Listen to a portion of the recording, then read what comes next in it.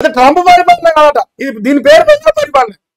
కలక్షణాలే, పని చేయొద్దు, పనుగో ఇట్లా అనుకొని కలగంటే బంగారు తునక అయిపోతుంది తెలంగాణ. ఇప్పుడు ఫుల్ డెవలప్ అవుతుంది.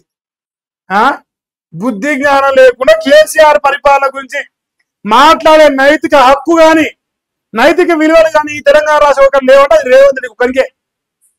అటువంటి వ్యక్తి మాట్లాడతాను, ఇది ఇక దయాలు వేదాలు సరే ఉన్నది. పరిపాలన గురించి మాట్లాడితే కాగరు చుమ్ముతారు. ఇప్పుడు ఊర్లలో పోతే నువ్వు ఈ డైలాగ్ చెప్తే ట్రంప్ పరిపాలన దేవుడారు కానీ నీ దగ్గర డైరెక్ట్ తుగ్గులకు పరిపాలన ఎక్కువ ఉన్నది, పిచ్చి తుగ్గులకు లెక్క.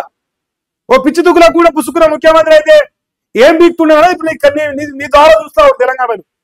ఓ పిచ్చివాడు తీసుకొచ్చి ముఖ్యమంత్రి చేశాడో ఫీల్ అవుతావు. పిచ్చివాడనే జరమేమో, వాళ్ళని జర మంచిగా చెప్తున్నామేమో, అందుకంటే దుర్మార్గంగా ఉంది నీ పరిపాలన. మన కేసీఆర్ ఏమో ట్రంప్ పరిపాలన, నాదేమో పిచ్చి తుగ్గు పరిపాలన అని పెట్టుకో అంటున్నా. అదన్నా మంచిగా ఉంటుంది, నీకేం సరిపోతే టైటిల్.